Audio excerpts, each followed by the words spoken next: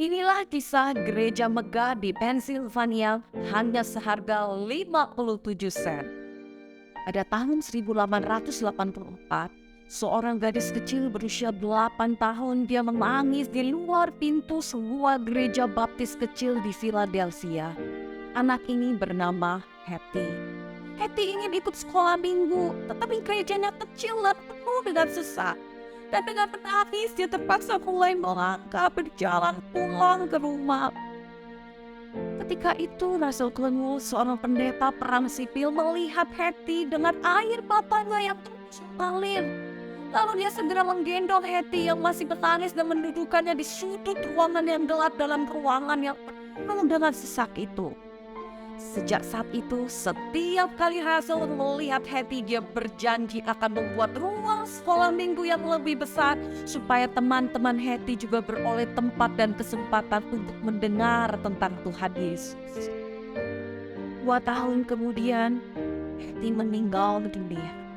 Seseorang mengangkat tubuhnya yang dari tempat tidur dan menemukan sebuah dompet yang khusus.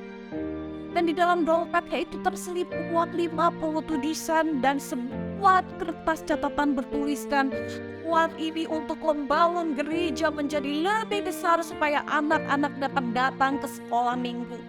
Dan dengan menangis sambil membaca catatan itu, Russell berdiri di hadapan jemaatnya dan menantang mereka untuk memberi agar dapat membangun gedung sekolah minggu yang besar. Respon yang luar biasa terjadi. Jemaat mulai tergerak untuk memberi karena begitu tersentuh dengan hati Hattie yang begitu tulus dan memberi bagi Tuhan.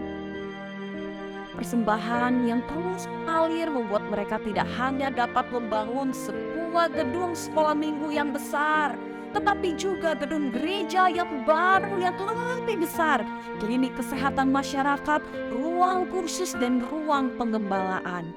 Gereja itu menjadi semakin besar dan berkembang menjadi Temple Baptist Church. Kliniknya terus bertumbuh dan saat ini menjadi rumah sakit terbesar di Philadelphia yang melayani ribuan pasien setiap tahunnya. Ruang kursusnya berubah menjadi Temple University yang juga kini menjadi universitas terbesar di Pennsylvania. Dan semua hal yang luar biasa ini terjadi dimulai dari seorang gadis kecil yang miskin sederhana, yang rindu banyak anak-anak seusianya dapat belajar tentang Tuhan Yesus yang sangat dia kasihi. Kisah Hattie kecil mengingatkan kita akan jemaat di Korintus yang kaya di dalam kemurahan walau mereka sangat miskin. Seperti di dalam 2 Korintus 8 ayat 2. Selagi dicobai dengan berat dalam berbagai penderitaan, sukacita mereka meluap dan meskipun mereka sangat miskin, namun mereka kaya di dalam kemurahan. Karena itu, berbahagialah orang yang murah hatinya, karena mereka akan beroleh kemurahan. Matius 5 ayat 7. Amin.